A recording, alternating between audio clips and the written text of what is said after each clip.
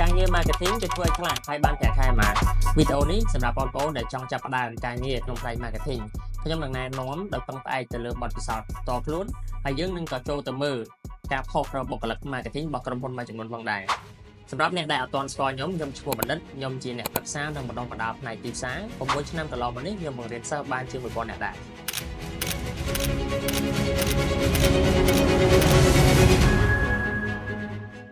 ចូលមកប្រធានបទរបស់យើងវិញខ្ញុំសួរសំណួរហ្នឹងដោយសារតែមានសិស្សខ្ញុំមួយចំនួនគាត់សួរមកខ្ញុំបាទហើយនឹងបងប្អូនកូនក្មួយមួយចំនួនក៏គាត់សួរតាក់ទងមួយសំណួរហ្នឹងដែរគាត់ចង់ដឹងថាតើអ្នក marketing ពេលយើងចូលធ្វើការតើយើងធ្វើការងារខ្លះហើយបានតែកែប្រមាណអញ្ចឹងណាហើយបទពិសោធន៍ខ្ញុំខ្លួនឯងបាទទៅពេលដែលខ្ញុំនៅរៀនបាទហើយខ្ញុំមិនរៀនផ្នែក marketing ហ្មងឯងខ្ញុំរៀនផ្នែកសេដ្ឋកិច្ចនិងគ្រប់គ្រងហើយក្នុងហ្នឹងវាមានផ្នែកគ្រប់គ្រងអាជីវកម្មហើយក៏វាមានមុខវិជ្ជា marketing យ៉ាងដែរចឹងពេលដែលខ្ញុំរៀន marketing នេះយើងរៀនពី 4P យើងរៀនពី digital marketing traditional marketing អីផ្សេងៗតែក៏យើងអត់ដឹងដែរថាតើពេលដែលយើងចូលទៅធ្វើការជាក់ស្ដែងតើយើងធ្វើខ្លះណាការងារខ្លះដែលយើងត្រូវធ្វើហើយពេលនោះក៏ខ្ញុំអត់បានសួរគ្រូដែរតែល្អដែរដែលសិស្សសម័យនេះគាត់ចេះសួរហើយមានបងប្អូនកូនមួយចំនួនគាត់សួរគាត់ចង់ដឹងអាហ្នឹងវាល្អសម្រាប់គាត់ក្នុងការត្រៀមខ្លួនត្រៀមចិត្តដើម្បីធ្វើការងារក្នុងផ្នែក marketing យ៉ាងដែរបាទអញ្ចឹងខ្ញុំក៏បែកកំណត់នឹកឃើញថាយកវីដេអូហ្នឹងមកចែកចម្លែកទៅបងប្អូនអរគ្នាដែលពឹងផ្អែកទៅលើបទពិសោធន៍ផ្ទាល់ខ្លួនដែលធ្វើការ10ឆ្នាំហើយក្នុងវិស័យ marketing ហ្នឹងហើយក៏យើងទៅមើលចាក់ស្ដែងថាតើក្រុមហ៊ុនដែលគាត់រើសបុគ្គលិក marketing តើគាត់ត្រូវការអីខ្លះណាហើយគាត់អាចឲ្យប្រាក់ខែប្រហែលហ្នឹងយើងនឹងមើលទាំងអស់គ្នាដែរពឹងផ្អែកទៅលើបទពិសោធន៍ផ្ទាល់ខ្លួនរបស់ខ្ញុំការងារ marketing ពេលដែលយើងចូលទៅដំបូងមានន័យថាយើងចាប់ផ្ដើមពី level officer បាទ marketing officer បាទ senior marketing officer អីចឹងណាហ្នឹងហើយបន្ទាប់មកទៀតយើងអាចចូលទៅដល់ supervisor បាទ marketing supervisor បាទ marketing manager ឬក៏អាចខ្ពស់រហូតទៅដល់ marketing director ឬក៏មួយទៀតគេហៅថា chief marketing officer ហ្មងគឺ CMO អីចឹងទៅបាទអញ្ចឹងlevel មួយហ្នឹងគឺវាអាស្រ័យទៅតាមទំហំរបស់ក្រុមហ៊ុនបាទដែលគាត់ឲ្យឈ្មោះពេលខ្លះមិនថាចាំបាច់ក្រុមហ៊ុនធំទេបាទ start up មួយចំនួនក៏គេមាន CMO បាទ chief marketing officer គេមាន CEO មានអីចឹងទៅបាទតាមការដាក់នាមរបស់ក្រុមហ៊ុននីមួយៗទេបាទតែខ្ញុំនិយាយពី level គឺ level វាអាចឡើងតាមតំណែងអញ្ចឹងឲ្យបងប្អូនបានដឹងណាបាទត្រៀមចិត្តឲ្យថាពេលដែលយើងចូលចាប់ផ្ដើមការងារក្នុងផ្នែក marketing ហ្នឹងគឺយើងអាចឆ្លងដំណាក់កាលដែលខ្ញុំរៀបរាប់មកអញ្ចឹងបាទអញ្ចឹងឥឡូវយើងទៅមើលថាតើផ្នែកនីមួយៗតំណែងនីមួយៗតាមកម្រិតនីមួយៗក្នុងផ្នែក marketing តែគាត់ធ្វើឲ្យខ្លះអញ្ចឹងតាមបទពិសោធន៍ខ្ញុំខ្លួនឯងក៏តាមយើងស្រាវជ្រាវដែរអញ្ចឹងវាមានការងារមួយចំនួនដែលនឹងធ្វើតាមតំណែងនីមួយៗណាតែមុននឹងចូលខ្ញុំសូមនិយាយសាច់រឿងខ្លួនឯងតិចបាទអញ្ចឹងកាលពេលខ្ញុំចូលធ្វើការដំបូងហ្នឹងបាទផ្នែក marketing អត់មានអីទេបើពេលហ្នឹងគឺកាន់ page បាទហើយកាន់ page ហ្នឹងគឺក៏អត់មាន plan មានអីច្បាស់លាស់ដែរគឺដឹងតែផុសហើយគិតមុនមួយថ្ងៃ2ថ្ងៃអីចឹងទៅបាទថាតើយើងគួរផុសអីហើយកាលជំនាន់នោះបាទឆ្នាំ2015បាទពេលខ្ញុំចាប់ផ្ដើមចូលមកកាន់ page ដំបូងណាគឺអត់មានគិតអីក្រៅពីរក quote បាទសម័យហ្នឹងមិនដឹងមិនដែរគេនិយមរក quote ទៅបាទអញ្ចឹងរក quote អ្នកប្រាជ្ញអ្នកល្បីៗអ្នកចំនួនល្បីៗអញ្ចឹងមកយើងយកមកអញ្ចឹងទៅយើងយកមក design quote ហ្នឹងឡើងវិញហើយដាក់ logo ក្រុមហ៊ុនយើងបាទហ្នឹងហើយអញ្ចឹងពេលហ្នឹងខ្ញុំពិបាកចិត្តថ្ងៃគិតថាផុស quote អីណាយក quote ពីអ្នកណាដើរថ្ងៃរកតែ quote ហើយរក quote នៅត្រង់យកមកដើម្បី redesign ឡើងវិញតិចតួចទៅបាទហើយក៏ផុសជាមួយនឹង logo របស់ក្រុមហ៊ុនបាទអញ្ចឹងគឺសឹងតែទាំងអស់បាទគឺ quote ហ្នឹងហើយកាលពេលហ្នឹងគេអត់សូវនិយម holiday ឯបាទដូចថាប៉ុនទៀតអីផ្សេងៗផងអញ្ចឹងអត់សូវនិយមគឺនិយមតែ quote ហ្នឹងហ្មងបាទអញ្ចឹងមួយថ្ងៃពិបាកចិត្តគិតទៅរឿង quote ហ្នឹងបាទហើយក៏មានធ្វើវីដេអូ interview member ខ្លះអញ្ចឹងណាហ្នឹងហើយយើង interview គេចំណាប់អារម្មណ៍របស់គេជាមួយនឹងខាងយើងអីចឹងទៅហើយយើងយកវីដេអូហ្នឹងមកផុសបាទមកផុសអីចឹងទៅអញ្ចឹងក៏ចេះធ្វើវីដេអូខ្លះចេះធ្វើ Photoshop poster ខ្លះកាលពេលហ្នឹងដូចជាមិនទាន់មាន Canva អីមកល្បីអីខ្លាំងទេអញ្ចឹងយើងគ្រាន់តែ Photoshop បាទ Power Director ធ្វើវីដេអូធ្វើអីបាទអាហ្នឹងពេលដែលខ្ញុំចាប់ផ្ដើមដំបូងហើយអញ្ចឹងយើងចេះ schedule post ចេះអីចឹងទៅហើយអ្វីដែលខ្ញុំធ្វើពេលហ្នឹងទៀតណាគឺរឿងដែលខ្ញុំគិតថាវាពិបាកពេលហ្នឹងគឺរឿងចុះទៅ survey បាទ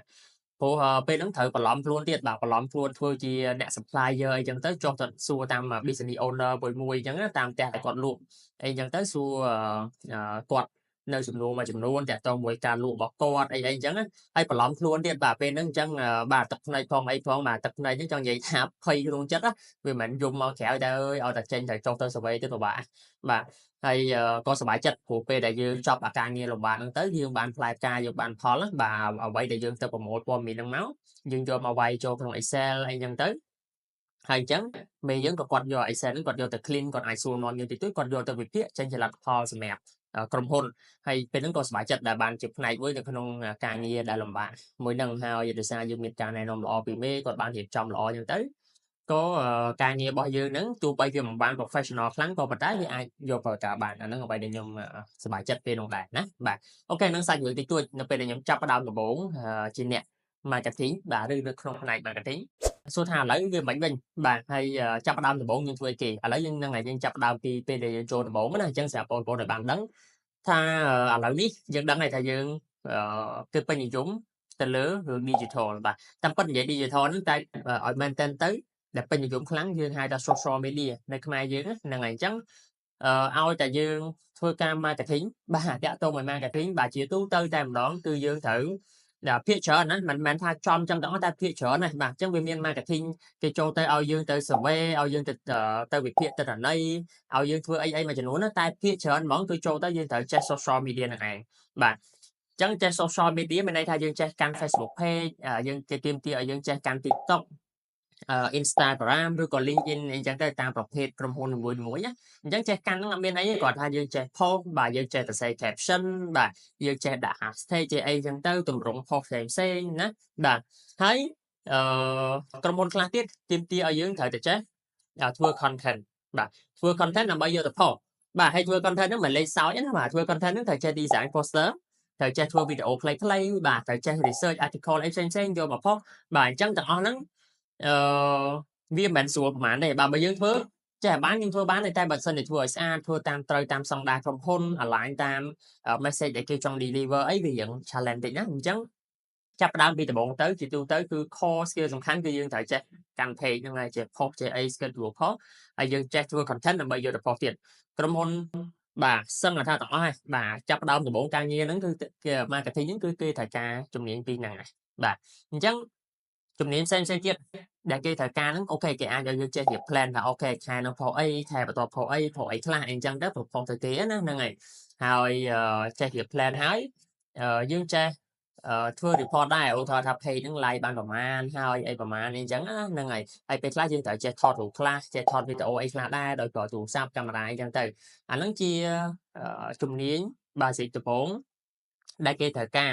ក្នុងនាមយើងជាអ្នក marketing officer ដែលចូលធ្វើការដំបូងណាបាទបន្ថែមពីហ្នឹងក៏មានកិច្ចការមួយចំនួនទៀតដែរខ្ញុំនិយាយមិញវាលើ digital តែ marketing officer ដែលយើងចូលទៅដំបូងគឺយើងត្រូវចេះ support បាទអញ្ចឹង support ហ្នឹងដូច support event company គេត្រូវទៅរៀបចំ booth ដាក់ event អីយ៉ាងណាអញ្ចឹងទៅយើងត្រូវចេះរៀបចំ event ហ្នឹងបាទ propose ថាគួរមានអីខ្លះអីចឹងទៅ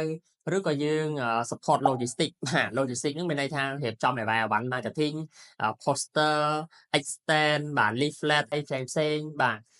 logo ផ្លាកកាន់អីថតរូបអីចឹងណាហ្នឹងហើយអញ្ចឹងទាំងអស់ហ្នឹងគឺជាកិច្ចការងារ logistics របស់ marketing ហើយ admin មួយចំនួនដូចថាយើងត្រូវកត់ឈ្មោះភ្ញៀវដែលមក visit booth យើងអីអញ្ចឹងភ្ញៀវដែលឆាតមកតាម page ជួនណាខ្លះ potential យើងត្រូវប្រវាយព័ត៌មានភ្ញៀវហ្នឹងទៅឲ្យអ្នក share ឬអីអញ្ចឹងទៅហើយសម្រាប់ level senior marketing វិញអញ្ចឹងវាប្រហាក់ប្រហែលជាមួយនឹង officer marketing officer ដូចខ្ញុំបញ្ជាក់មិញអញ្ចឹងពីដើមអញ្ចឹងគាត់ថាអាចថាគេទាមទារពីយើងមានបទពិសោធន៍ខ្លះ1ឆ្នាំ2ឆ្នាំអីចឹងទៅហើយការងាររបស់យើងគេទាមទារឲ្យមានច្រើនជាងមុនបាទចេះធ្វើ plan បានល្អជាងមុនបាទហើយចេះធ្វើ report បានល្អជាងមុនអីចឹងទៅហើយមានក្រុមហ៊ុនខ្លះនោះសម្រាប់ level senior ហ្នឹងគាត់ទាមទារដល់ digital marketing ហ្នឹងគឺមិនមែនថាដល់ social media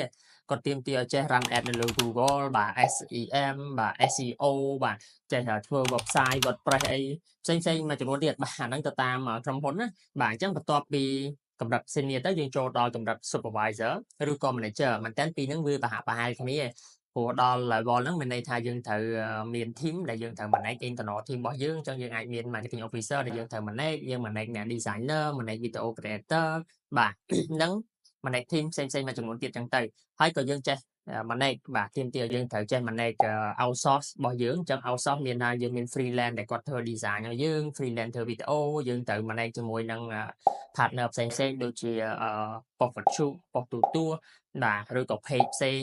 ដែលល្បីៗគេផ្សាយពីយើងព័ត៌មានផ្សេងៗហើយយើងក៏ត្រូវចេះទាមទារគេឲ្យទាមទារយើងចេះ manage influencer បាទអញ្ចឹងយើងត្រូវចេះតាក់ទងមួយ influencer negotiate បាទរៀបចំ plan មួយ influencer អីចឹងទៅបាទហើយដល់ level ហ្នឹង senior ឬក៏ senior marketing ឬក៏ marketing manager ហ្នឹងក៏យើងសំខាន់ហ្មងគឺយើងត្រូវចេះរៀប plan បាទ plan ពេលហ្នឹងគឺមិនធម្មតាទៀតទេគឺយើងអាចត្រូវរៀប plan មួយឆ្នាំពេញបាទហើយបន្ទាប់មក plan ជាគោលធំៗហើយត្រូវរៀបចេះរៀប plan លម្អិតបាទ action plan សម្រាប់សកម្មភាពមួយៗសម្រាប់ event មួយៗបាទយើងត្រូវចេះរៀប campaign បាទ campaign នៅលើ digital campaign នៅលើ traditional offline អីផ្សេងៗណាសម្រាប់ event មួយៗយើងត្រូវធ្វើអីខ្លះដំបូងវាមានអីខ្លះចេញដំបូងបន្ទាប់មកចេញអីបន្ទាប់មកបានអីមកវិញបាទ plan ពេលហ្នឹងវាត្រូវមាន expected outcome អីផ្សេងៗមួយចំនួនហើយបន្ទាប់មកយើងត្រូវចេះវិភាគទៅលើលទ្ធផលហ្នឹងជាប្រចាំបាទដើម្បីធ្វើ report presentation ទៅ management ទៅអីណាហើយយើងអាច propose action ដើម្បីផ្លាស់ប្ដូរimprove activity plan អីទាំងអស់ហ្នឹងទៅបាទអញ្ចឹងនេះខ្ញុំនិយាយតាម level officer senior បាទ officer យើងចូលដល់ supervisor ហើយនិង manager ហើយខ្ញុំអត់ទាន់បញ្ជាក់ដល់ director ឬក៏ CMO ទេខ្ញុំគិតថាយើងចេះឲ្យយល់តាមប៉ុណ្្នឹងសម្រាប់បងប្អូនដែលនឹងត្រៀមចាប់ផ្ដើម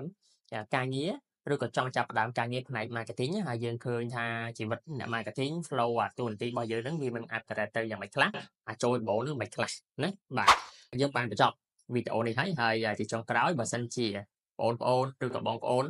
មានមតិយោបល់ឬសំណួរចម្ងល់ផ្សេងៗបងប្អូនអាច comment នៅក្នុងវីដេអូនេះហើយខ្ញុំនឹងព្យាយាមឲ្យអស់ពីលទ្ធភាពដើម្បីឆ្លើយទៅនឹងសំណួររបស់បងប្អូនហើយបើសិនជាគិតថាវីដេអូនេះវាមានប្រយោជន៍បាទអញ្ចឹងបងប្អូនអាច share ទៅបាទដើម្បីឲ្យបងប្អូនកូនក្មួយយើងផ្សេងៗមិត្តភ័ក្តិអីក៏បានឃើញវីដេអូនោះដែរហើយយើងក៏អាចស្រួលចូលមកមើលខ្លួនឯងដែរណាហើយបើសិនជាចង់មើលវីដេអូផ្សេងៗតាក់ទងមួយចំណេះដឹងតាក់ទងមួយ marketing ទៅលើប្រធានបទផ្សេងៗបងប្អូនក៏អាចចូលទៅក្នុង page ឬ channel ដើម្បីមើលវីដេអូពេញបានផងដែរឬវីដេអូខ្លីៗផ្សេងៗទៀតមួយចំនួនបានផងដែរហើយបើសិនជាបងប្អូនណាដែលចង់ចាប់ផ្ដើមការងារក្នុងផ្នែក marketing ហ្មងហើយចង់រៀនបានចេះច្បាស់ចំណាយពេលតិចថវិកាតិចបាទហើយចេះច្បាស់ហ្មង practical ហ្មងណាក៏អាចចូលរួមវគ្គសិក្សា marketing ជាមួយខាងយើងបានផងដែរហើយដើម្បីទទួលបានព័ត៌មានបន្ថែមតាក់ទងជាមួយនឹង marketing សូមឆាតចូលមក page ដែលដាក់លេខកូដថា MKT003 ណា MKT003 បន្តមកក្រុមការងារនឹងផ្ដល់ព័ត៌មានលម្អិតជូនតាក់ទងជាមួយនឹងវគ្គសិក្សា marketing នៃការងារខ្ញុំសូមអរគុណសូមជួបគ្នានៅវីដេអូក្រោយ